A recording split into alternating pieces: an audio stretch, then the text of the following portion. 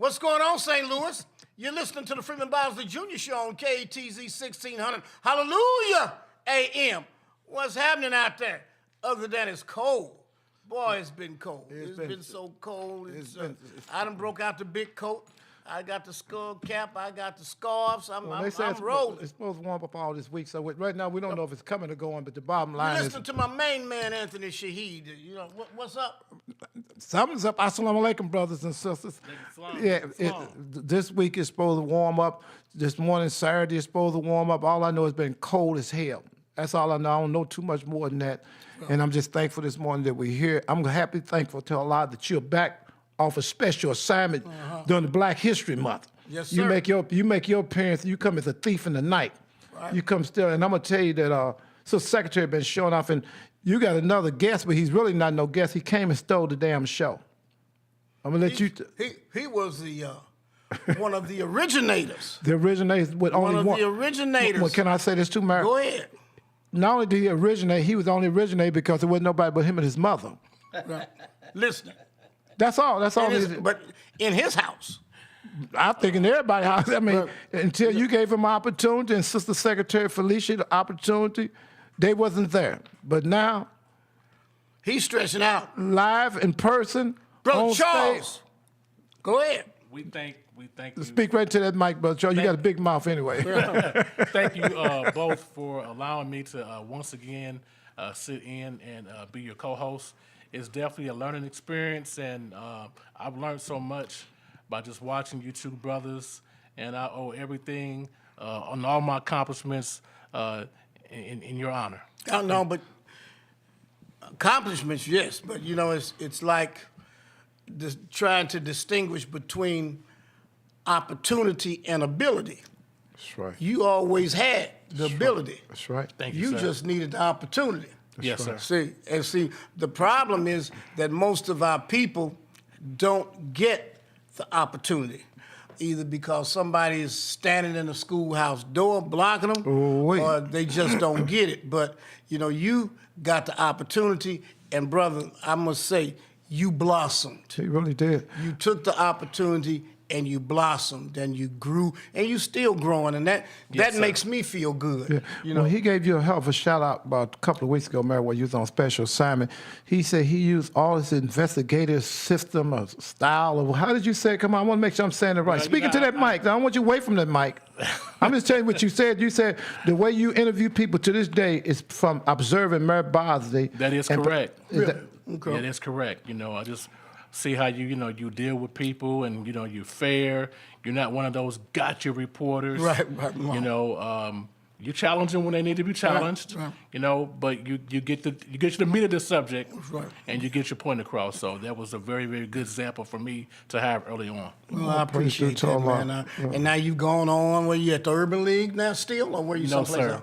What are you doing now? No, I'm just doing this full time. Okay, all right. So you straight just taking this thing, you really have blossomed in. Yeah. So you got more than one follower now. Yeah, I got some grandchildren. They follow me too. Allahu Akbar. Well, see, the thing about this is that once you get a chance to develop your skill and you come into fruition with the things that you have learned, you are able to, one, go with an employer, or two, start your own business. You see what I'm saying? That's right. And that is what I like to see. And it's hard, but people that want to put an oar in the water and try to get their own thing going, it's like what my daddy used to tell me. He said, son, you can't fall off the ground. You know what I'm saying? Yes, sir. You can't fall off the ground. So put that oar in the water and get going, Well, and what you talking about? Well, I'm just saying that because Allah's blessed you to give so many of us opportunities, Mary. This is just it never stops with you. And this morning, brothers and sisters, last week he was here, but by popular demand, he's here first thing this morning. He was here before we were here this morning. And he's a young You like that? Brother Derek? How you, because you got like a Derek on there. Am I saying, huh? Detrick. I would say the Derek, Brother Detrick. And I'm seeing that you major in criminal justice which is a heavy field. But I'm thankful to Harrisville College and everybody to give you the opportunity. And I see that you done started getting over there with somebody named Close. You're getting close to set close and learning some things. So we're happy that you're here, my brother, Absolutely. as a young intern. Yeah, and you know what?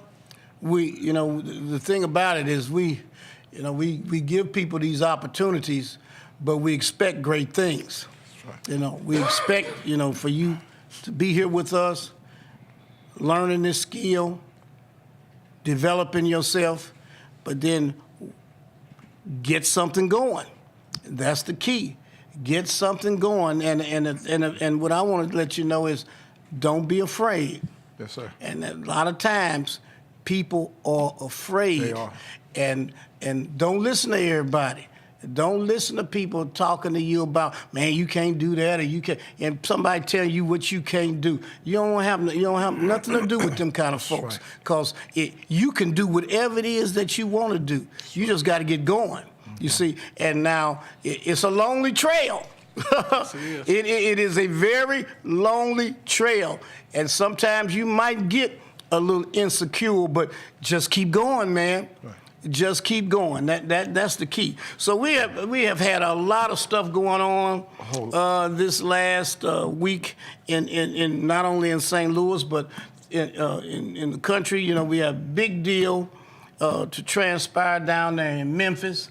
It happened some time ago, but all of the information now is beginning to come to light. Yes. And it is heartbreaking.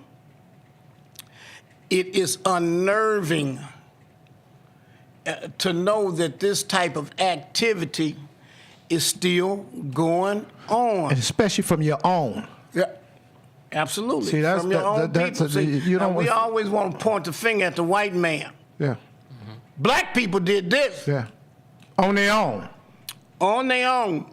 Now, I didn't get a chance to see all of it, but somebody said that one of the brothers fooled around and took a cigarette break.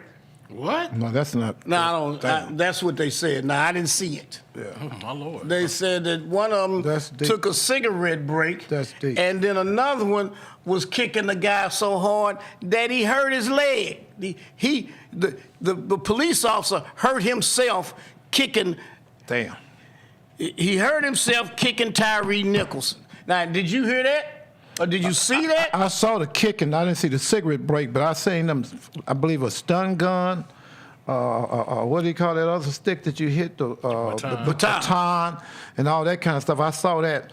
But the whole point that I'm really, because I know a little bit about Memphis because my brother got a clothing store down there, and because we've moved Mr. Farrakhan through there a couple of times, that department that's when I tell you, that totally caught me off guard. And then to see all those Negroes, because that's what they were, to take the time to beat this brother.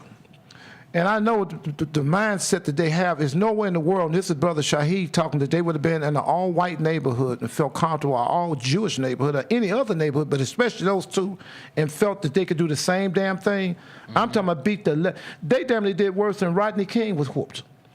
Yeah, they punched him, knocked him down, and then stood him back up. But that's what I'm saying. And then I understand he got away from him and started running. Yeah. Well, he got out the car store. And they tracked him down. Yep. That's one of the reasons them brothers run. They always want to know, but why they running? The older ones ain't clear. We know for a fact what could happen if you just stand there. See, so most of y'all are older. Y'all don't understand. Why did they run? They run because they don't want to come up dead. And it takes situations like this to be the last straw to break a camel back. That's why they hurry up and got rid of them boys, because they know if it would have kicked off in Memphis, it would have went all around the country. Well, they knew that. Everybody have a riot on their hands. Oh, ain't no secret. Uprising. Yeah. You see, that is just totally unacceptable. Yeah, not to protect and serve, but to protect and kill is what they doing. Unacceptable. Yeah. You hear what I'm saying? And this is 2023. Yeah. And thought nothing about it. And just show you how they cover things up. If it wasn't a body cam, if somebody hadn't had some, and I think they had footage from other areas too, if they hadn't had... Oh, it wasn't a body cam? I think it was the body cam. It was a surveillance camera. Let's go to a break. We're going to go to a break. We're going to come back. And then we're going to come right back. You're listening to the Freeman Bosley Jr. Show on KTZ 1600. Hallelujah! AM. Keep it on lock. Well, stop playing.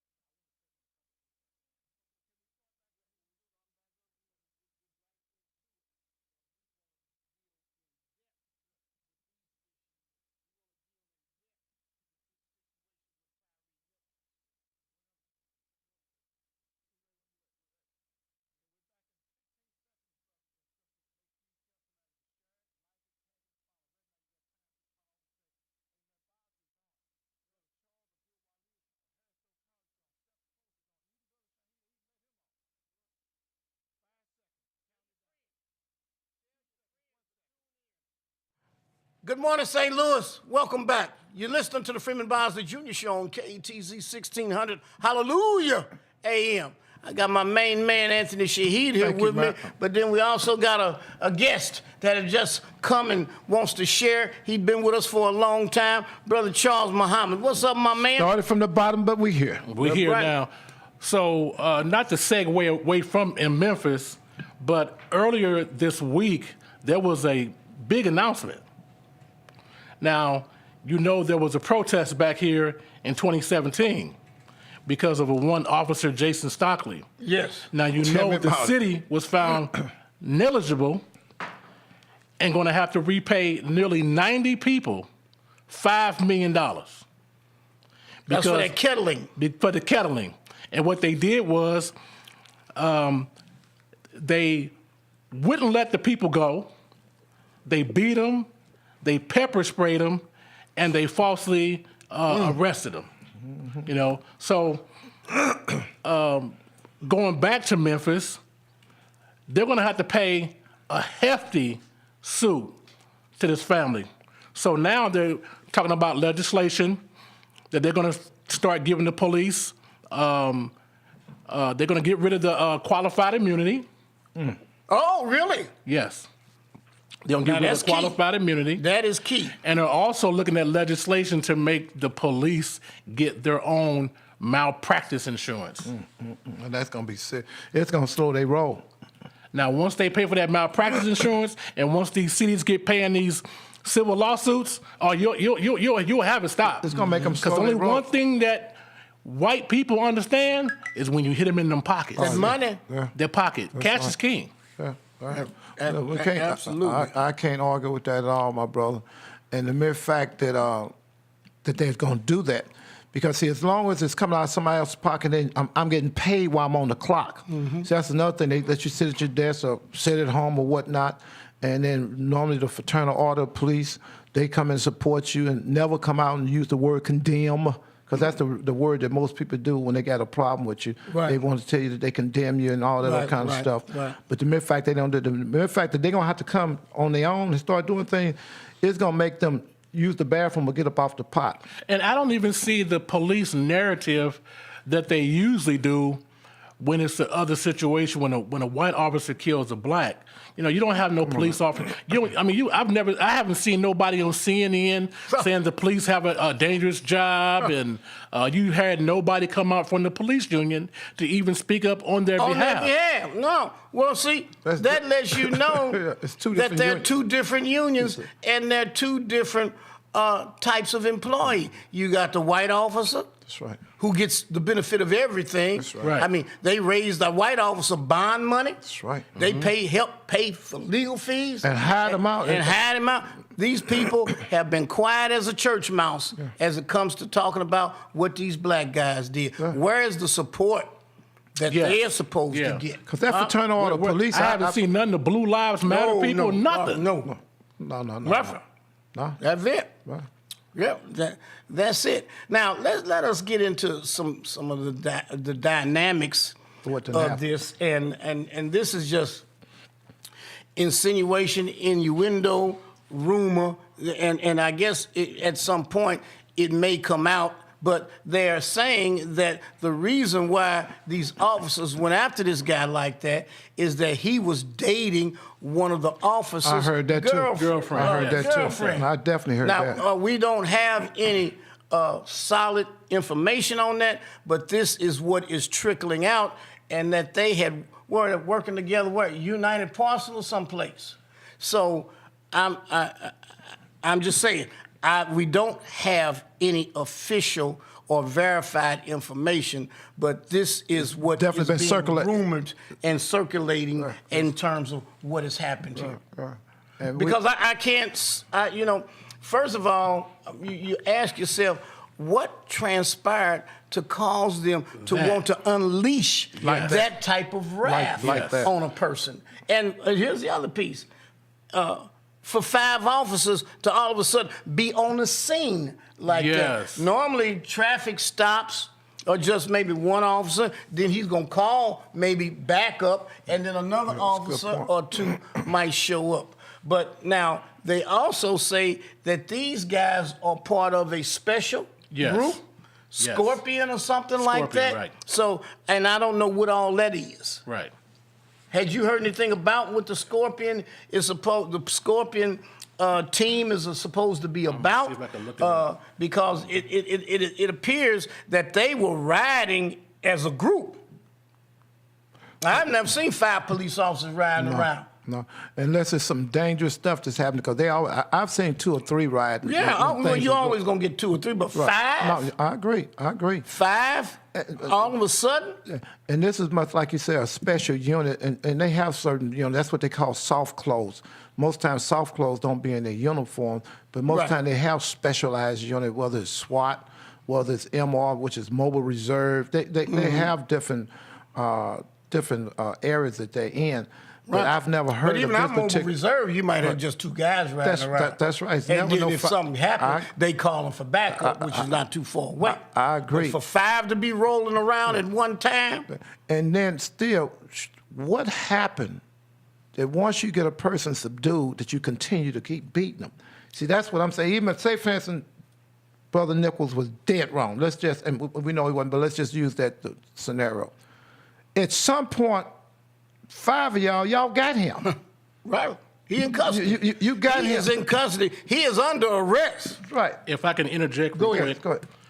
It says the Scorpion Unit, which stands for Street Crimes Operation to Restore Peace in Our Neighborhoods, was formed in October 2021 to check rising crimes in Memphis. It has now been disbanded after 5 of its officers were caught on camera beating 29-year-old Tyre Nichols to death. Now, I want to make mention of this too, because it mirrors St. Louis.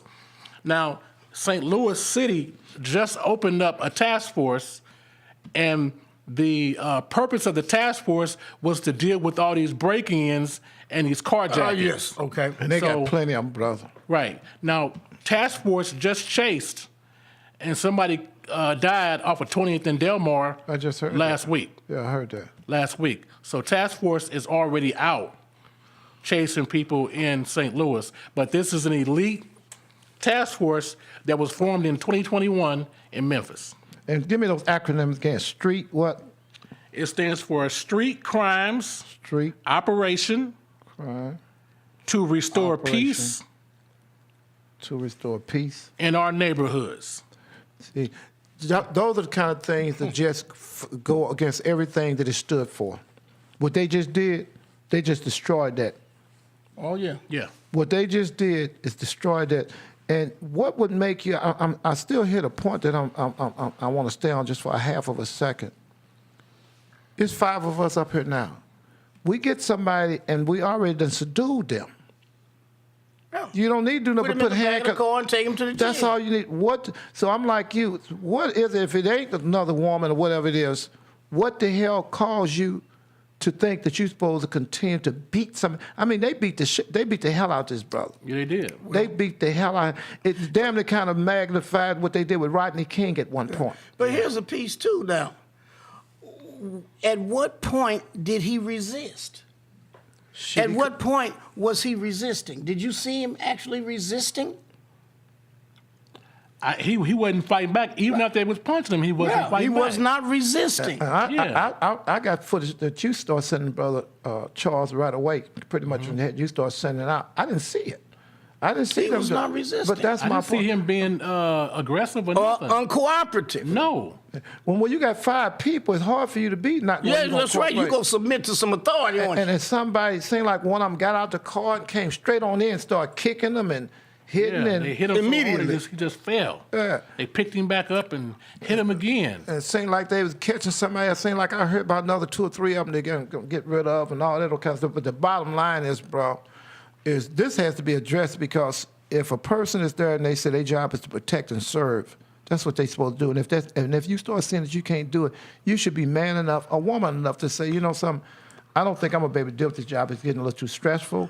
You know, it's too many things, and y'all hearing one thing, but y'all ain't seeing what we go through as police officers. So I think I need to step down and do something else. Let me say this key element. They said a couple of the officers involved didn't have their cameras on. Well, they normally don't. They normally don't. Yeah, exactly. And they said 2 of them may have had their cameras on. May. But what would have happened if that surveillance camera Tell me what wouldn't have been there. wouldn't have been there? They would have it been like what done happened. That's what made August the 9th, 2014 erupt. Because it would wind up being some type of surveillance or some type of cameras on what was happening with Michael Brown Jr. These young brothers have been talking about this for years and years and years and years, what the police have been doing to them. And again, I always make this announcement, we're not against police. We're against bad police, and I'm against police who see bad police doing something and won't acknowledge it, won't say anything about it. It's a way to do it. Because I can relate to you the story. Allah tells us in the Holy Quran, relate to them story. I can relate to you the story of a brother by the name of Kevin Cunningham. When he seen some stuff he didn't like, I seen what Kevin Cunningham did and what he stood on. And Dennis McGlynn. I can relate to you the story of Dennis McGlynn. Sharif. And Brother Sharif and what he did, you know, and how he stood up on. Another brother, tall brother. Reddick Hudson. Reddick Hudson. I can relate to you the story of some of them that start seeing things and would tell them right there, Milton hey, man, Green. check this out. And Brother Milton Green. Milton Green. Yes. That would tell you straight up, hey, man, you can't do this to these brothers in front of me because would nobody go out in an all-white neighborhood, just black, and feel that they could just beat some white. They're not going to go under Dago Hill. They're not going to go down and just start beating on some little kid down. And they shouldn't. And I'm not telling them to do it. But what I'm saying is that they feel very comfortable with what they're doing. So my problem is with the police who, when they write report, because one thing I learned from being with Mary Byers and them when they had local control,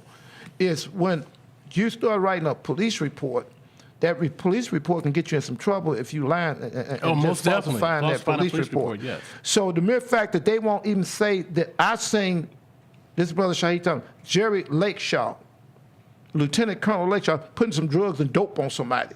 Or he found a gun on somebody that he didn't find the damn gun. He put the damn gun, and it's still them say, hey, man, you can't do this with me, and go and say, hey, Sergeant, you got to, this dude here, this dude got to get checked, man. This dude doing some stuff.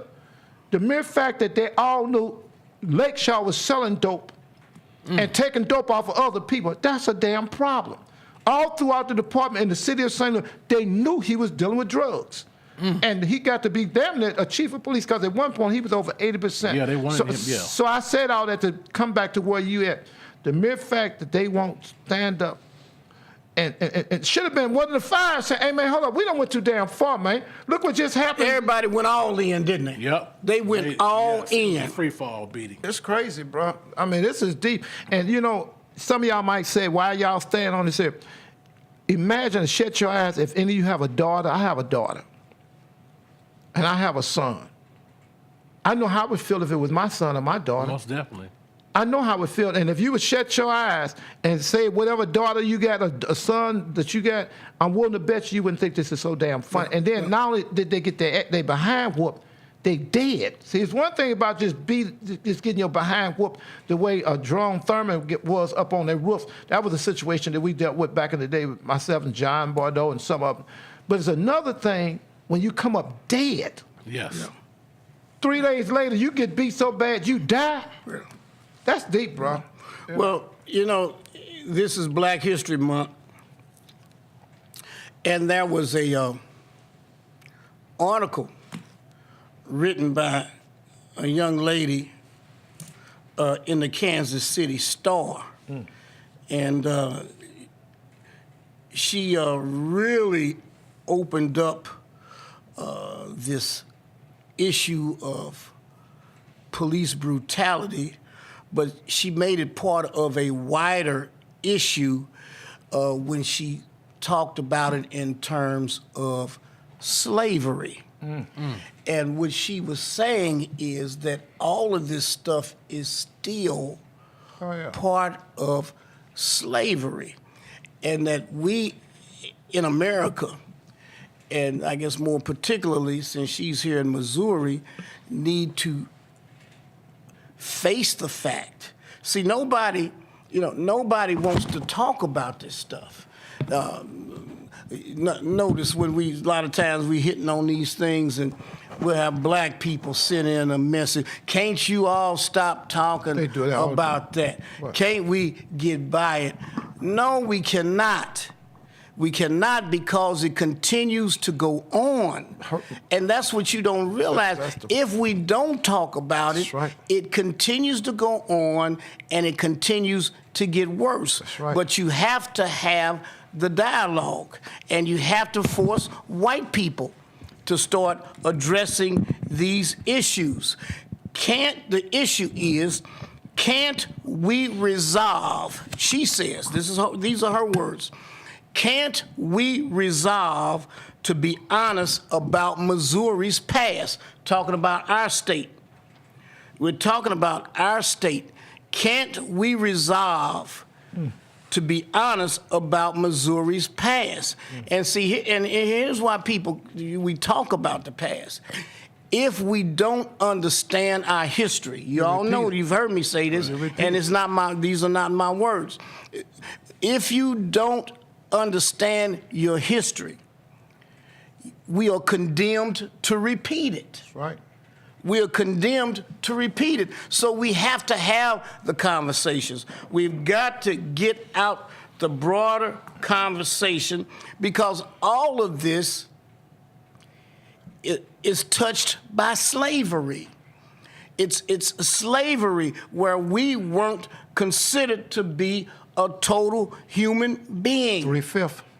3/5. We were not considered to be a total human being. That's right. We were considered to be property. Yes. That's right. Property. That's right. You know what I'm saying? And at all times with that property, you had to have some type of permission or something in your pocket showing that you had permission to be off the plantation. So that's why you had to always have some type of ID. Could never be like that. And when the police came, which wasn't known as police during that time, they had a right to do whatever and whenever and however they want to deal with you. And as they say, it continues to this day. Ain't nothing that changes, just worse, or they just do it in a different way. Because I'm just telling you, and this is Brother Shaheed speaking again, I'm so concerned about them, but who I'm concerned about more than anybody is that damn FBI. And I'm concerned about that FBI because I keep on talking about what they're going to do down here with this spy agency down here on Jefferson. The geospace. I'm telling you, and I'm only tripping on their history. And I know they listening. If they ain't listening, they should be damn listening. You know, I'm concerned. Yeah, they listen. And I want you to be listening. My problem is the mere fact that they can come into an area, the way they come in there, and they really come in there like Gestapos, like nobody can stop them. They building this place like it ain't about nothing, with not the participation with black folks that they supposed to have. They come in and dealing with these unions that's racist as hell. One of the main unions that we talk about is that carpenter union with Terry Nelson, with the same mindset they have. Well, this Terry Nelson was a hell of a guy doing the carpenters' union. Oh, God. And the mere fact worst that this was one of the places that they staged themselves at every time something would happen when something erupted in this city. With the Jason Stockley, that's why they was kind of hanging out at. And the mere fact that they building this place now and they don't have black, and I start thinking about the history of what they did with Dr. Martin Luther King, the FBI. I start thinking about what they did to Fred Hampton, the FBI. I start thinking about what they did to the Honorable Marcus Mosier Garvey. This is all the FBI. What they did with Malcolm, how they killed Malcolm and blamed it on the Muslim. This is the FBI. How did they sit and went into everybody's area, and especially the one brother that they did, Medgar Evers too. They was all off into Medgar Evers' business, but I don't know how my mind going. But Fred Hampton, we know him too. But the main person they was on is Paul Robeson. Okay. The main person of all the people, how they deal with it, and how the FBI even got involved with the sister who sung Billie Holiday, "Strange Fruit." They all up in their damn business, bro. Yes. Yeah. So I'm just telling you, I got problems with the police department, but not so much the police department. It's that they do with the FBI, the Federal Bureau of Investigation, whatever they call it. I got problems with them, bro. They deserve to be watched. And the mere fact how they set all these brothers up just recently. Right. I'm just telling you what I'm concerned about now. This brother Shaheed speaking. I ain't speaking for nobody else. I'm speaking, this brother Shaheed, I say what the hell I want. I'm real clear on what I'm saying. And the way they still got these Arabs still around here, the thing locked up, that know they was part of this stuff. They use them. I got problems with that stuff. I'm just telling you. They're tools. They're instruments. Yeah. So I know they didn't think I was going to go there. I damn sure went there. And they felt comfortable. The brothers felt comfortable dealing with them because they didn't think they was white. Well, they wasn't white, but they thought they was dealing with somebody that was a friend. And these Arabs are still out in the black community. But I want to come back to that, We're going to come back to that. You're listening to the Freeman Bosley Jr. Show on KTZ 1600. Hallelujah AM. Huh? Yes, sir. Keep it on lock. Quit playing. Oh!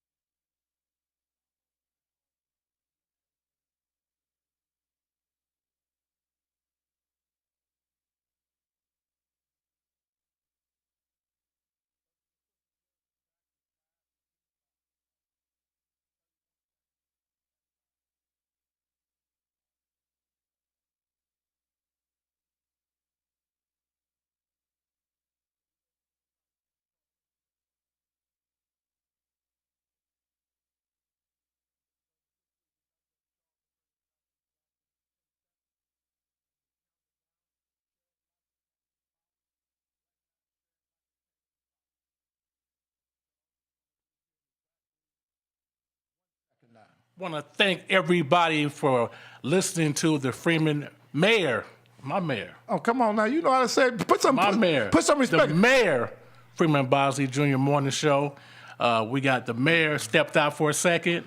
We have he said his trusty sidekick. Well, I don't know about that, but Shaheed can't never out just even come close to what Mayor Bosley doing. Yes, sir. But I'm just so honored he gave us the opportunity, myself, and we did make the announcement. Sister Secretary Felicia is on special assignment, and Sister Carla May is always taking care of business. All the way. Well, you're going to go all the way with Sister Senator Carla May, and we love her so much. We're going to finish back on the subject that we were talking about, but we want to skip for a minute. But I promise you, we're going to come back on the piece that we was talking about the FBI, the police department, and how the things are going. But by special request and special demand, about a year ago, we were blessed to get our brother Christopher Ward to come in to the studio. No different from this morning. This Saturday morning, he's in here with us. And I want him to get real close up to this mic because this brother does something that most of us never get a chance, opportunity to do. You get a chance to fly, but you never get a chance to be taught how to fly. He's been in the aviation department for I don't know how many years now, so what I'd like to do without any hesitation or reservation, tell you that good morning. We want to thank you for being able to come into the studio with us, Brother Christopher Ward. Thank you very much for having me. I'm here because I am concerned. I'm really concerned because our black youth are missing the boat when it comes to aviation. There are a lot of scholarships out there. I'm out there trying to give out scholarships. The Ray Foundation this year, I gave out 2 scholarships, $10,000, which pays all the way from you to go from 0 time to private pilots. I talk to kids all the time, try to make them aware of the salaries of pilots. They start out with $50 an hour while they're training, and then they go up to over $100,000 to $300,000 a year when they get in the airlines. Okay, hold on. You're going a little too fast. You saying that when we get on the plane, and the people who are the pilots that are flying the plane, they make as much as how much? Anywhere they start out around $100,000, they go up to as high as $300,000 a year. Wow, that's good. Now, I never even thought about that. I get on the plane and I'm always just happy to see the captain of the plane, and I'm always going to speak. I'm always nice to whoever flying that damn plane. You better take that to the bank. But the mere fact that you're bringing this information, and you're saying just to learn how to train, you can get $50 an hour. Is that $50 an hour. You start out as a flight instructor, and they're making approximately $50 an hour. Wow. To train other people to become pilots. There are many, many scholarships out there. You start out by coming out to, I belong to an organization called the Experimental Aircraft Association.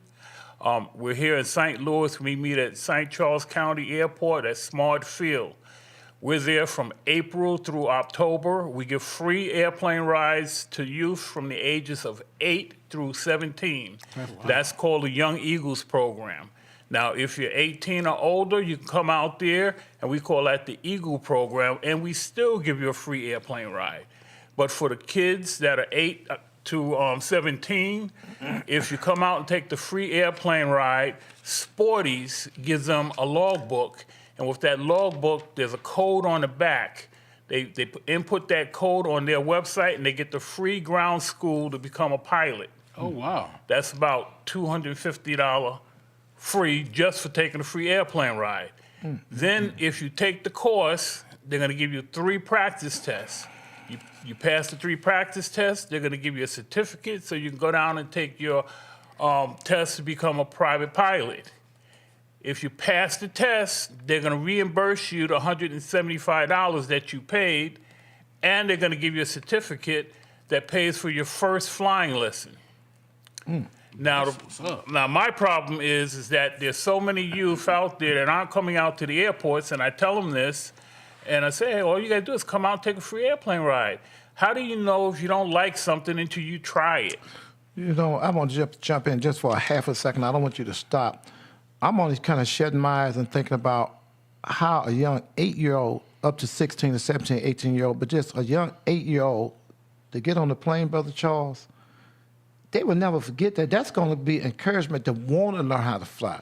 Because I'm going to be honest with you, I've never been on a plane where somebody's showing me how to fly. I done flew up many times. I'm not talking about that. But I'm talking about in the capacity that you got, bro. I'm just thinking about what that would do to a person if that didn't give you incentive. You would want to learn how to fly, and then you saying that you got all kind of programs where they giving money back, that you can take 3 private tests, that you can do this. This is like unheard of. And I remember you talking about this, about a year ago or a little bit Yes. longer ago. But the mere fact that I'm hearing you talking about it again like that, this is really deep. You know, this really jump back on in it. But I just wanted to think about how it would be for somebody that age, Brother Charles, to Yes, get up sir. on a plane like that. Well, the government has come together. The FAA, the Board of Education, and everything, and all the aviation industries and everything came together, and they created a program called Aero Education, right? And it's from K through 12, right? They're not getting enough people into the aviation field, so they're going to start at kindergarten. Wow, that's Wow. okay. That's They're right. targeting kindergartners now. And in this program, right, all the parent has to do is register their youth. That's deep. And they can go in, That's and deep. school classes are supposed to start using this program. If they're not using it, you need to complain because they're not educating your child, right?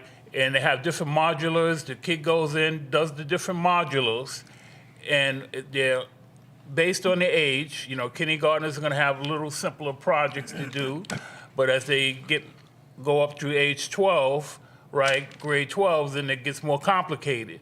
Once they graduate through this program, right, then the industry is going to give your child a mentor. And I'm talking about someone maybe working for American Airlines or Boeing or something like that. They're going to mentor your child, make sure he knows where he can go for scholarship funds, where he can get a job, because they're going to have him fill out a resume and everything, and help them find a job straight out of high school, straight into the industry. So they are targeting our kindergartners. That's powerful. Go ahead, jump on in, Brother Charles. That's very powerful. Mr. Ward, if I could ask a question, what did you see as some of the problems that are preventing the black youth from getting into aviation? Number one, no one's telling them about it. Wow. That's true. You know, if you don't have access to the knowledge, you don't know. And then once you do know, then the problem is coming out to the airport because it's not right in your neighborhood. So you Yes. have to get out to Smartfield. And once you're there, we're going to see to it that they get that flight. We're there, and it's all free. We're there for the youth because we love aviation. Now, what is, I would say, the turnaround time for a student to start and complete the program? That is going to be based on that individual, how motivated they are. We love kids that come out there and make themselves a pain, saying, hey, I want to fly, I want to fly.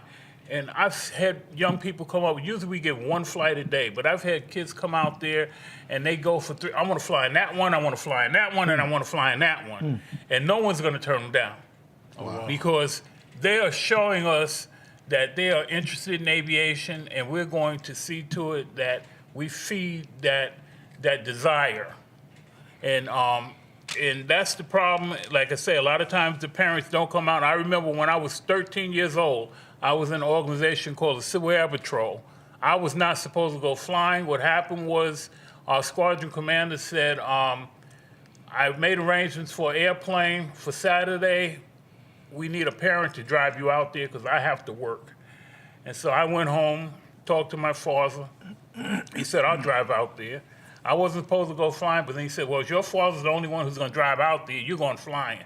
Wow. So my father drove everybody out there, and that's the first time I experienced flying at age 13. So that goes right back to the point that I was just saying. 8 years old, 13 years old, that had to be an experience that you never in your life got. And that's probably what got you, because you got a zeal about this flying piece, which is good. But you can really see that this is not something you're just talking about. You're dead serious about this. Yes, I am. And unfortunately, like I say, a lot of time economics come involved because I'm not a rich person. I'm a hard-working, everyday type person. So before I got married, I sat down, me and my wife, we had a talk. And one of the things I told her, I wanted to get my private pilot's license. And eventually, I wanted to own an airplane. So I looked at the prices of airplanes and everything, could not afford it, so now I'm building my own airplane. Oh, wow. And so it should be finished this summer. Well, where do you get parts for airplanes at? Right here in Missouri, there is Zenith Aircraft. It's a kit, Called what? Zenith Aircraft. Keep closer to. Zenith Aircraft, they're in Mexico, Missouri. They have their factory there. You go down there, and the first stage, you build a rudder. And the rudder, I believe, costs around $250, right? So that means you have to cut out some cigarettes and cut out some beer. You cut out a whole lot, but you'll do that for that. And and you build that rudder. You go to the workshop, you do it over the weekend, you build your rudder, and you got that first part of your airplane. A lot of people come out there, they hang it up on their wall, and then they say, now that's the first part, now I go build the next part. And you build it in sections. Now, if you got the money, you know, we've built one of these things in 1 week up at Oshkosh, Wisconsin. Wow. You know, if you got the money, you go in there and you can build this airplane. Don't get me wrong, you have to have a lot of knowledgeable people to help you, but you can go in there, and we have built one in 1 week. We call it the 1 week wonder. Wow. So, That's. I'm just listening to this Yes. stuff. This is deep because your detailed knowledge of airplanes.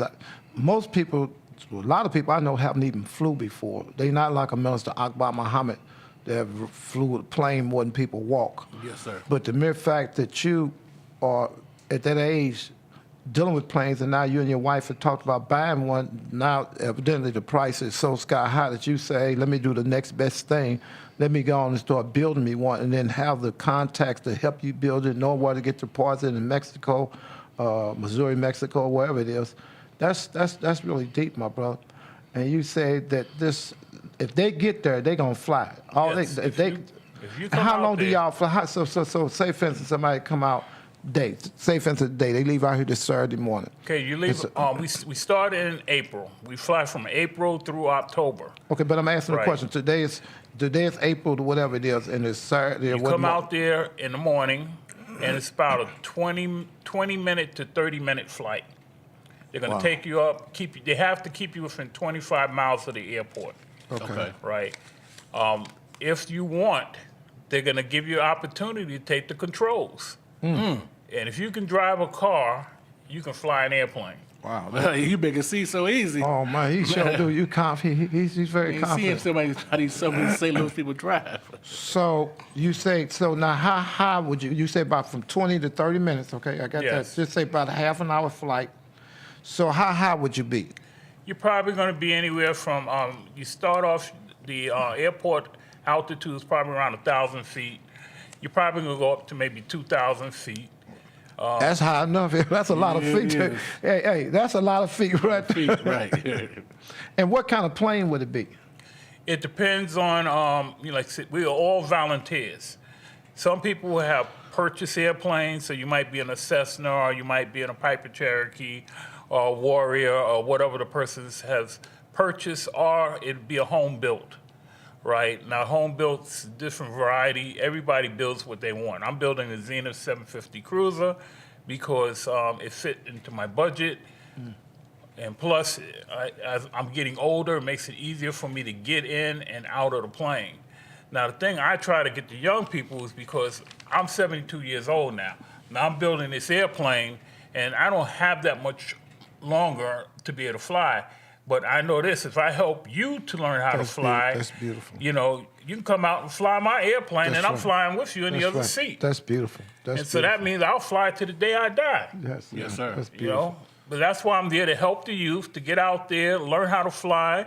I was talking to someone just the other day, and I was telling them that if you go into the airlines, right, not only do you get to fly, your mother gets to fly, your father gets to fly for taxes. You know, I remember when I was much younger, though, the taxes have gone up because ticket prices have gone up. But I took my whole family down to Florida, round trip for $25. Wow.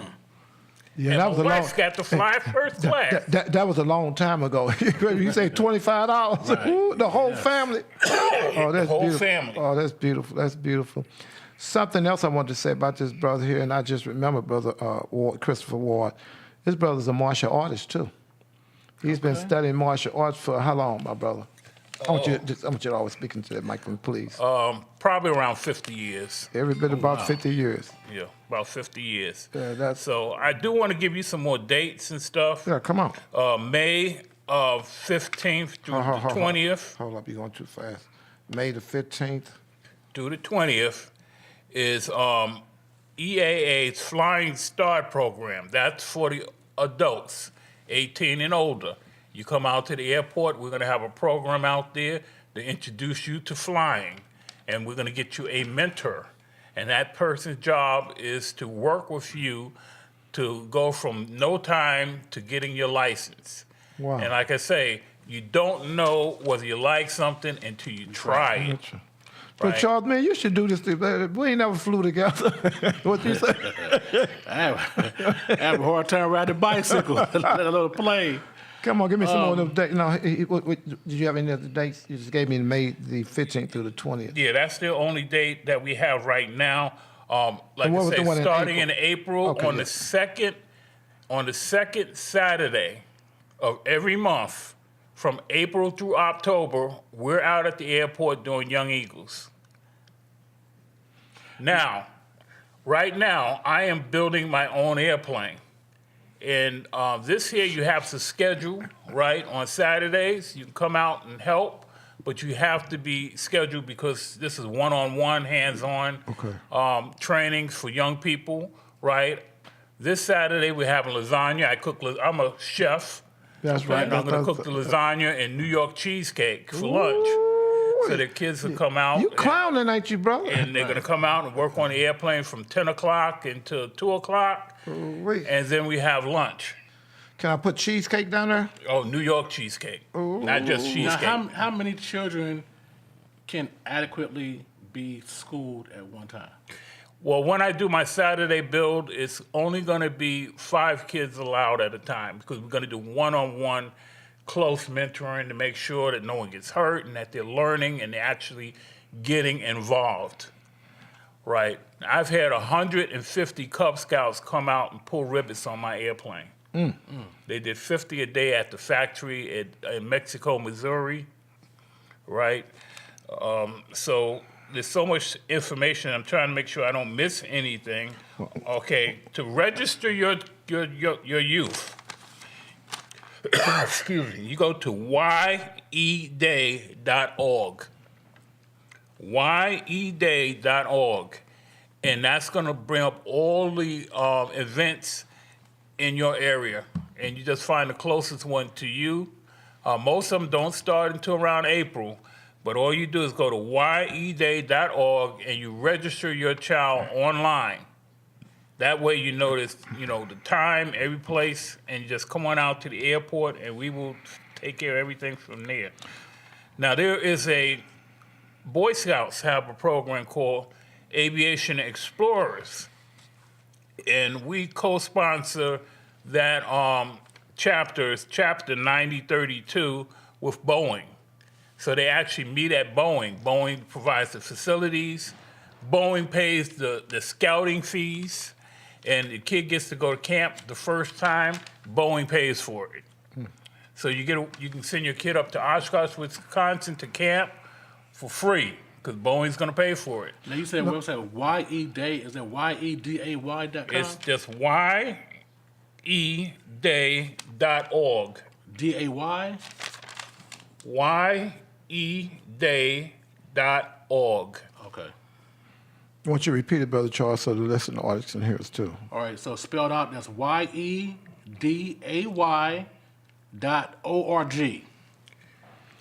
Brothers and sisters, what I want you to do now, you got to get a paper and pencil because we got less than, I'll say, a good 2 minutes. My brother Ward, give out your information if anybody's trying to catch you is what I need now because we got 2 minutes to go. And I want you to make sure you give, if they want to catch you or if they want to get with your program, how do they do that? Okay, the best way, unfortunately, is that I no longer give out my number because Okay, just give me what you you can go give. to EAA32.org. That's EAA32.org. That's our website. You go on that website, it's going to list all the names from the president all the way down to, I am what they call a Young Eagles coordinator, Okay. and I am the Ray Foundation scholarship coordinator. So I'm the one who's basically overseeing the scholarship money. And I have a lot of input on who actually gets the scholarships because I'm going to watch and see who's doing what. And by that, what I mean is if you bring your child out there and you take part in this organization, right, we're going to see to it that they go far as they want to go. I want to get the information out again. That's EAA32.org. O-R-G. Is that right? That's the website? Yeah, that's Did I the get that right? website. Give it out one more time. EAA32.org. That's the .org. Okay, thank you, Brother Charles. Brothers and sisters, we're down to our last minute, and I just want to thank you for taking your time this morning, coming in. I think this is the opportunity of a lifetime. Anybody who want to be inspired to even think about flying, you know, you got 10 seconds if you try. What's something else you want to say? All I have to say right now, they're saying that in the industry, 10 jobs for everybody who's looking for one. Beautiful, beautiful, beautiful. Well, I think you've given a great opportunity. It's the second time you came on here talking about flying, and I don't know nothing better than what he's talking about, Brother Charles. You know, I think this is an opportunity of a lifetime, and I think the biggest thing you said, the question that you asked him was saying to be the holdup, and it said people don't know about it. So you definitely know about it, and we'll do our best to continue to push what you're doing here, my brother. We're going to get down to now where we're going to go into our next segment, and we're going to have to go to a break. And Brother Charles, you're going to have to help me go to this break because you're the best breaker that I know. But I know we've been listening to the Freeman Bosley Jr. show in this last 5 seconds, and what I need you to do is help me keep it on, Brother Charles. Yes, sir. I'm looking at the clock. So would you help me keep it on lock? And what we going to do? Quit playing. Quit playing in that order.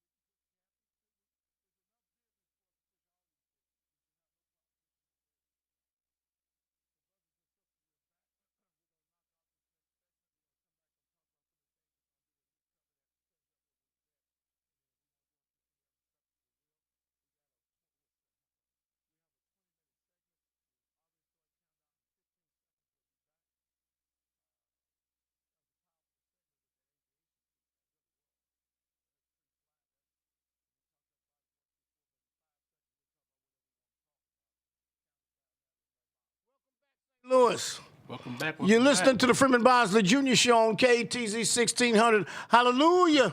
AM. Well, I hope you enjoyed that little piece on aviation. Yes, yes. It's all about people getting opportunity. Like I said before, black people have always had ability. We just did not get opportunity. That's right. And so the aviation piece is another opportunity for us to excel. And that's what that was all about. But let's get back a little closer to home in terms of some of the things that are happening here and transpiring. Everybody that I know is just reeling from this catastrophic beating that Tyree Nicholson took at the hands of the Memphis Police Department. That's right. Memphis is not too far from here. That's right. No, sir. I think you can get to Memphis, what, about 4 5 hours? hours? No, 4 hours. 4.5? 4.5, yeah. 4.5. It's a city that's bigger than St. Louis, but it's similar. It's on the river. You know, it has a substantial black population. Yes.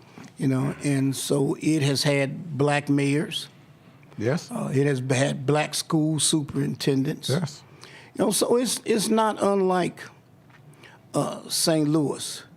So let us just drill down just a little bit more in terms of the conversation, because the thing that happened with Tyree Nichols is a bigger conversation, and that's why I was touching on this being Black History Month, and this young lady by the name, her name is Nicole Hannah Jones. She wrote an article in the Kansas City Star Okay. that talks about Missouri being honest about its past. And when we say being honest about it, we're talking about embracing the past and talking about the Being past. transparent. And being transparent. Now, she also wrote an article. Well, she really got a Pulitzer Prize for this article that she wrote. It's called the 1619 Project.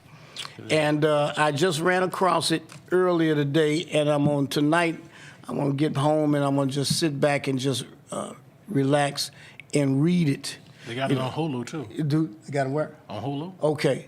The 1619 Project, where she discusses this whole issue of slavery. And let me see if I could, there was just one little paragraph that I was trying to hold on to.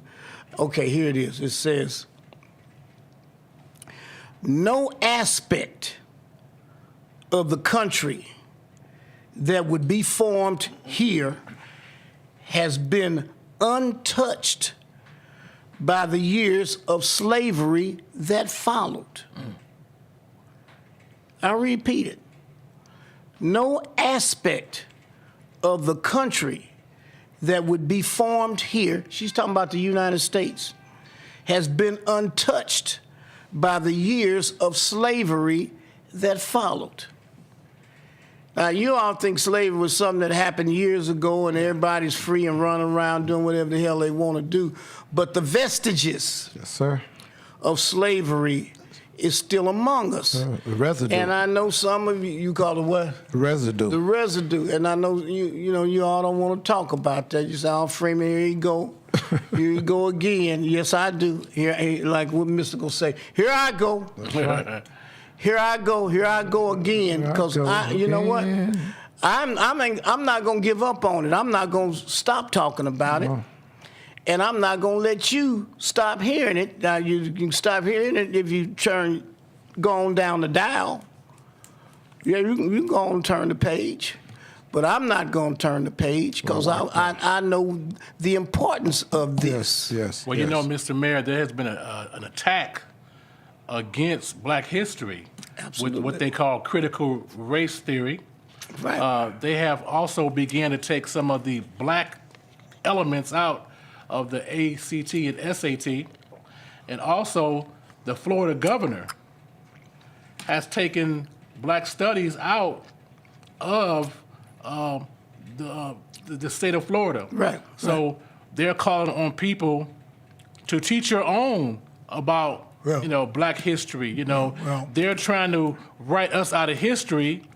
Revisionist history. Yes, revisionist history, because to the victor goes the spoils. Well, see, the thing about that is to assume that, they say we don't want the white kids to hear about it because it's so hurting, and that they might be confused or they might not understand it, but are you confused by chemistry? Right. Huh? No. Are you confused by geography? No. Huh? Are you confused by geometry? Sir. And no, it's the same thing. It's just another subject. Yes, sir. You hear what I'm saying? And it's all about education. It's about giving people information in which they can process and in which they can understand. Now, at St. Louis University, they have a concept called global mindedness. That's why when you go to a university, you just not take. I used to wonder, well, I'm here for political science and I'm here for pre-law. Why don't I just take my pre-law and my political science classes and I can be done? That's not what the university is about. The university is about building what you call global mindedness. It's about building global mindedness, trying to get you to think in a manner in which you normally don't, because now they're giving you more information. That's why at St. Louis University, we had to take 9 hours of philosophy. Okay, 9 hours of theology. You've taken all of these other courses in addition to what it is that you're there majoring in, so that you can expand your horizons. Yeah, makes sense. So that you can expand your horizons. That's what Black History Month is about. Expanding your horizons. It's about giving you information to help you expand your horizons. Right. That's what this conversation about slavery is about. It's about expanding your horizons. It's about giving you information to help you think. Yeah. To help you process, to help you digest. That's what education is good for. Like Dr. King, what did he say? Why so tall as to reach the pole, or grasp the ocean at a span? I must be measured by my soul. The mind is the standard of the man. That's right. That's a beautiful piece, and you said it all the time. Man, if I could hop in here, and I keep on talking about 2 months ago, we had a young brother on the show, Brother Mukmeen, one of the Muslim brothers, Brother Charles. Yes, sir. And he talked about a documentary that they put together, and it was very short, like 32 minutes, but it's called On the Other Foot. And what it showed is that when the thing reverses, and it was like in the 1800s, and it showed about slavery. But this thing that was different for the simple fact, everybody black was white, and everybody white was black. So all the slaves was white. When I hear them talking about getting ready to get rid of this history, the why they want to do it, they want the new history books. They don't want the new history books showing what they did to us. That's right. They got a guilty conscience. They don't want that showing, because if that was the case, if they said they was banning everybody's history, that means they would start with the Jewish histories too. Right. But they don't. So you don't hear them talking like that. They continue to push the so-called Jews' history, but they don't want to push our history, because what it does, it shows you that nobody in the annals of time have ever been treated, I'm talking about from A to Z, physically, mentally, physically, mentally, spiritually, whatever Lee you talking about, have been broken down from A to Z, like from a language, from, just coming in, giving people their names, giving people their more ways, taking people's religion from them, taking people's gods from them and giving them what they want, and then giving them a white For man. 400 years. I'm talking about consistently. So the reason they want to do it, they want their story to be told. They don't want to keep showing about how they hung 400 years. by the nipples of their breasts. They hung black women by the nipples of their breasts and snatched babies out they womb. How they had alligators eating little kids when they was in the water, struggling for their life. 400 years. Showing you how they could come in and have a black man at the age of 13 had to take his daughter to a white man to have sex with her. And you jumped over the broom at nighttime, and he could come in and have sex with your wife that same night. You didn't have no type of respect. Nothing. They don't want that history shown no more and told no more. They have a very guilty conscience. And they should have a guilty conscience and then the problem is, if they keep on wiping it out, this thing that we talk about reparation, that what Brother Eugene Frice and them talk about, they could get rid of that, because at this point now, why would you need reparation when it never happened? Because pretty soon it's going to be, it never happened. But see, look and think about 400 years, man. Yes, sir. Can you imagine 400 years? This is where you are in a situation. People call, well, if I was back there, I wasn't going to stand for that. If I was back there, they couldn't have treated me like that. If I was back there, I would have killed somebody. But look, you back there, there is no relief in sight. Yeah. They're not doing nothing now, so they lying about that. That's right. They're lying about that. There is no relief in sight. You're caught up in a system. Yes. That there is no relief in sight. Like a tsunami coming at you. Yeah, you can't even say, well, another 10 years of this, maybe That's I can right. get, You're right. I can get out. That's a good point. You say, another 10 years, Yeah, that's a I'll good struggle point. through for another 20 years. Yeah, that's a good and maybe point. another, there's 400 years. Right. Years on top of years on top of years. Can you imagine the beat down? Just the beat down, the humiliation. Not only 400 years, but 9,000 miles away from home. I'll just take 1 second, I'll take less than 30 seconds to say something wherever you're at right now today, wherever you're at this morning in your homes, or wherever you're at, period. If you hear this tape a year from now, and somebody just all of a sudden kidnap you, and you 9,000 miles from never seeing your mother, your father, speaking your language again, all about what you wouldn't have took you a lie. You took any damn thing that was happening because you couldn't swim. You couldn't do You nothing. couldn't speak a language. Somebody had chains on you, and every time that they did try to escape, they had those dogs and stuff right. running after you. That's right. They would hang you, right. and all that. So you said Whip you, beat you. So what? You couldn't even speak the language. Where could you go when you left? You didn't know where the hell you was going at. Got you in chains? Yeah. So all that talking, doing man, a lot of we talking, couldn't but take the it. bottom line is that this thing that you brought up, Brother Charles, is a huge piece when you say they're trying to take and abolish. That's what they try to do, a hijack my Bosley word. Hijack your mind. That's what they're doing. Yeah. And what they did was they beat you so far down to the level of a field animal to where no light could enter That's right. through your mind. That's right, a hell through of a your point mind. you said But that. but see here, the thing that is so beautiful about black people Sure, we can endure. is that through it all, we still here. they still had pride, Yes. Yes. they had dignity, Yes. they had feelings of self-worth Yes. and upward mobility. Yes. They continued, You teach even 'em, with man. a beat down, we still struggle. Wouldn't let nothing stop Even us. when now you got your foot on my neck, you got me in chains, you got things around my neck, you got with the barbed wires and all this other kinds of, I'm still fighting. Think about these folks, man, Frederick Douglass and all these people that come up on That's what they're Harriet concerned about. Tubman, all of these other folks that continue to push and shove and fight, and still through it all, they kept fighting. That's why they had to start that thing called COINTEL program, because they said we were very messianic people. But all the things that you just said that happened to us, that absolutely ain't just you saying it, just actual facts. They still could not break our resilience. Could not break it. And that was a problem for them, because imagine if nothing never would have happened to us. The mere fact that this thing's happened to us, and look where we at now, they can't. That's why they make sure that ain't nothing and no light is shining nowhere. Because if they give us anything, they say you give them an inch, they gonna take them out. They don't care what if they don't have no tumbling mat. Yeah, they just turn no hands down to the damn arch. They don't come up. They don't have no basketball net. They just take a crate and just start shooting. We are the most creative and the most resourceful people in the world. Yeah. What is that about? What does that song say? Nothing can stop me now. That's right. That's beautiful. Nothing can stop me now. And it just goes on and on. And then, but see, again, I want to get back to this sister, Nicole. Look, if you get a chance, Google this Pulitzer Prize 1619 project. It's very good reading.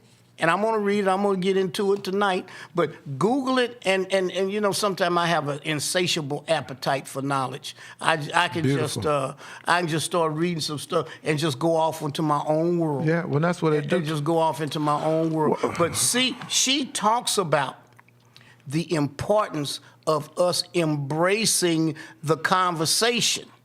I'm talking to you too, to you black people that's out there that want us to go away. We ain't going away. Well, we're not going to stop. Man, I want to tie into what you're talking about, and Brother Charles, I want everybody to listen to this real good. This is one of the main reasons they're tired of black radio talk shows. They don't mind as long as you buck dancing and buck jumping and coming up with all this other stuff.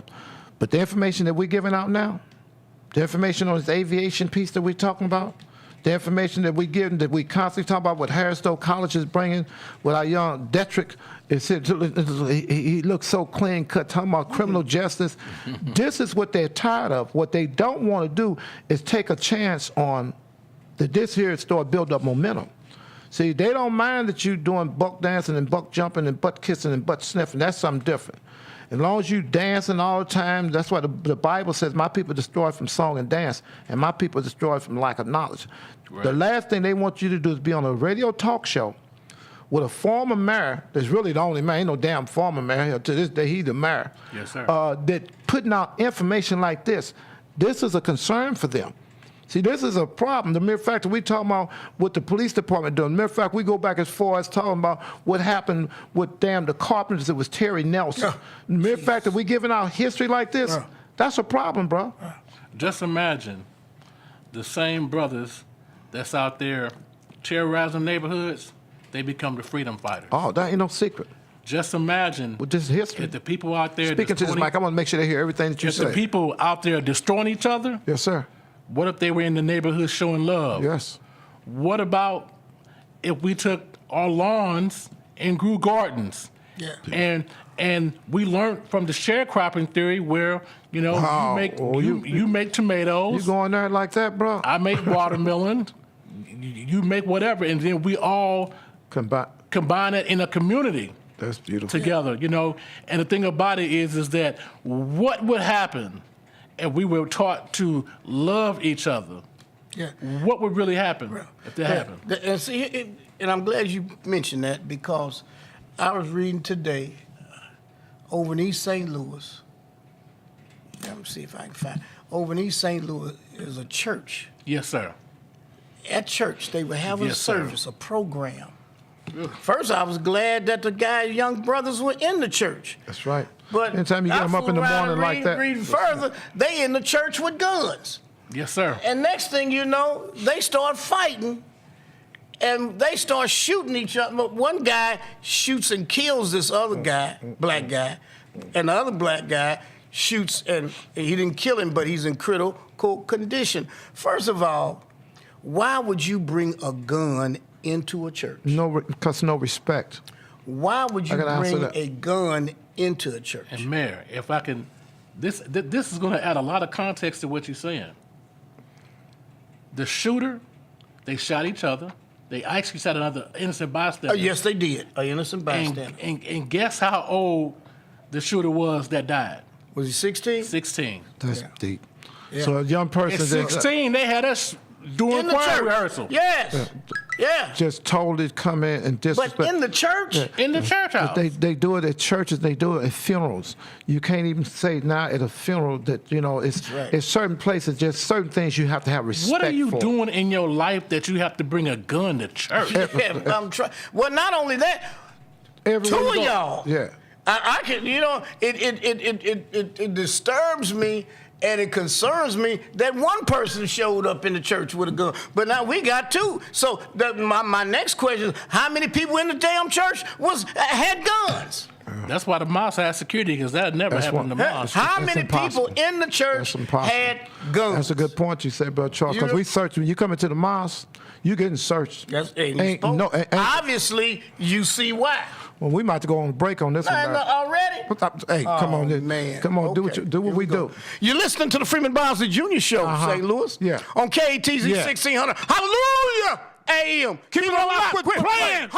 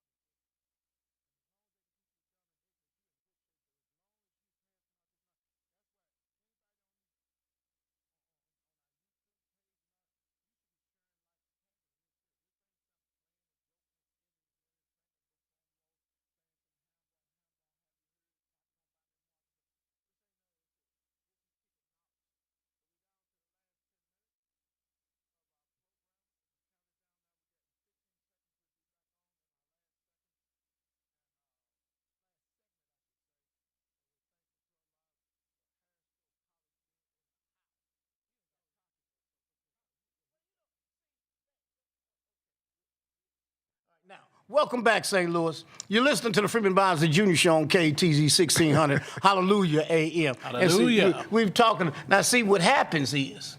Because we talking about Harrisville College. Right. Intern. Harrisville, our interns. Same thing with Sister Felicia.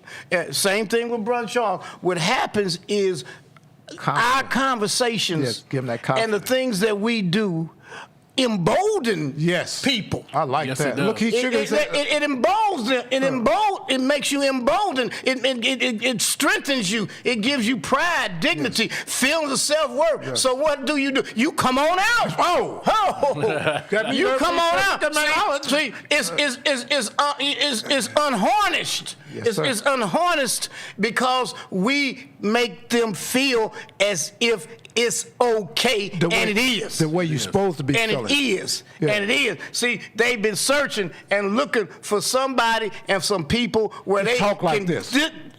can get it out. Right. But it's comfortable And- here and that they can because relate we to. embrace it. And we talk the way We y'all embrace talk. it and we love you. Yeah. We love you and we love to have these conversations. Yes. That's what this stuff is all about. I almost started cursing. That's all right. But one of the reasons we're saying this, and I'll say this and take 1 minute to hit this, and you can jump on whatever you want to. They cannot have this history book writing what we're talking about now.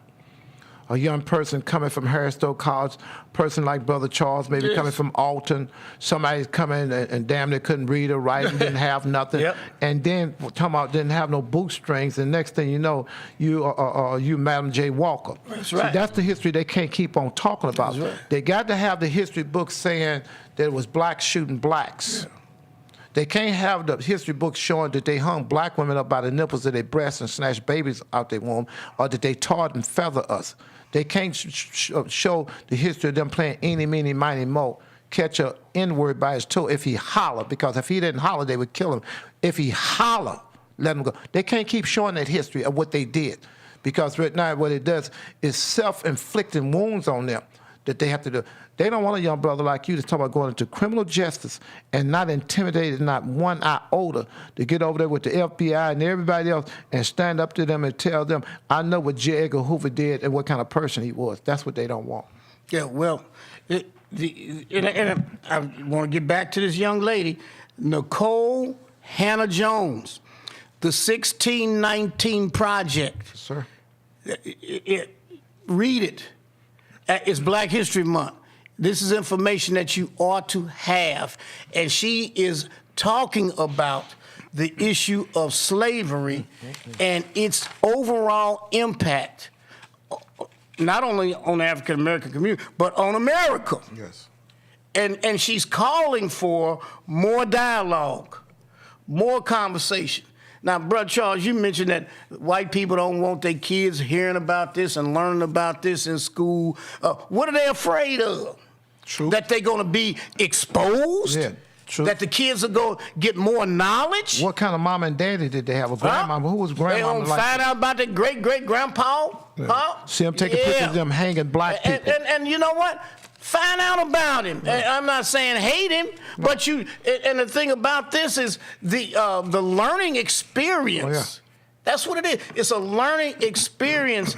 It is not painful. It's not controversial. What it does is it, like I said, it expands your horizons. But no one wants to be reminded of their sins. Come on with it. I think Seth has a question he wanted to ask, and I want him to ask, and then I want to make sure we mention Ramadan coming up, brother. Yeah, Charles. gentlemen. I first of all, this show has been very hot.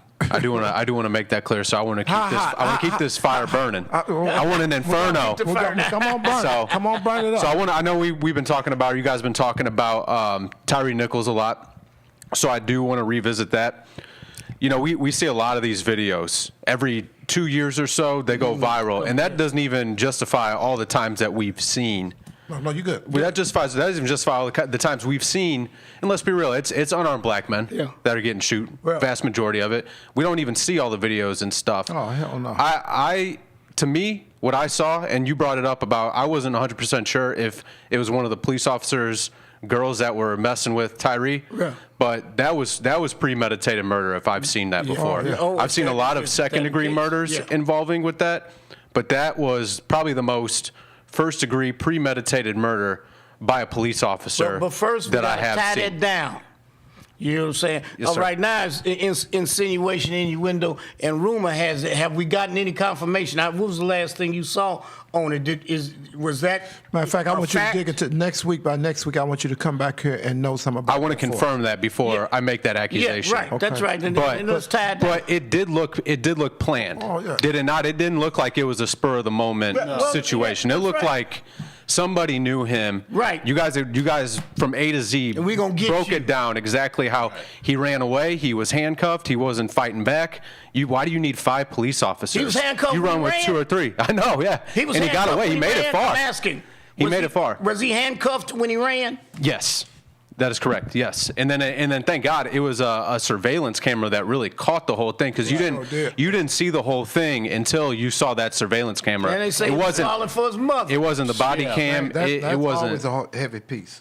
He called for his mother. Yeah, that's So that was terrible. And then the other thing that bugs me, and a lot of cops do this, where they say immediately if something happens, they'll say, "Oh, he reached for my gun." Yeah. He did this to immediately try and come up with an alibi to justify for my life. their wrongdoing. So that's my statement. What leads into this question I wanted to ask you, gentlemen. Oh, you got a question? Yeah. You gotta hit it because we. Go ahead. Do it. Why is it that police officers, the police law enforcement, it's so hard for them to hold other police officers, bad police officers, accountable? Because in our profession, when we listen to the radio, and this could be a gray area, but when we hear somebody say something dumb or something bad on radio, we say that person's not good for radio. That person doesn't need to be in our industry. When doctors see somebody, a bad doctor gives one of their patients medication to euthanize somebody, doctors look and say, hey, that's wrong, it's not right. Why is it so hard for police officers to condemn got a thin line. bad police Can I officers? just say one Thank you, comment gentlemen. real quick? The police are the first people to institute the no snitching law. The blue code of silence. You go against that so-called blue code, become a rat. you will. They call themselves blackballing you, but you be out there in the code. They won't respond to your calls. They won't help you. You'll get fired. Next week we should do a segment. You need to come because I can tell you about Dennis McGlynn and all the things that happened when anybody stood up. Here's the other piece to this, though. Think about this. Police officers, all you got to do is be 21 years old. You don't have to go to no university. No degree. You don't have to have no degree, no training. See, the thing about education, it causes you to think, and you dig deep down, and you become more responsible. You hear what I'm saying? Police officers are not as educated as they Should be.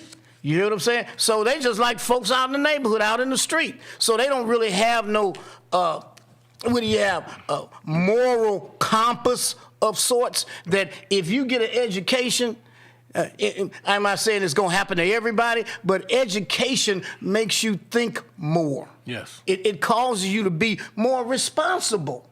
It really does, because you process things differently with the education. You really do. So next week, we're going to do some part 2 on this because we're hitting on a lot of things, brothers and sisters, and Seth brought it up and set it off. You said you wasn't going to set it off. I think you set it off more. Yeah. But brothers and sisters, I want to just mention that Ramadan will be coming back in the next less than 40 days, and it's extremely huge. We'll talk about that and get into it a little bit more. And I also want to get that prayer line number out, which is 667-770-1476, 667-770-1476. The PIN number is 196-854 #. And see, the other thing, Seth, doctors have a code. That's right. Code of a conduct. Hippocratic oath. Lawyers have a code. Especially attorneys. That's right. Journalists have codes. I mean, Should you have your education makes it necessary to have these things and to think in these different ways.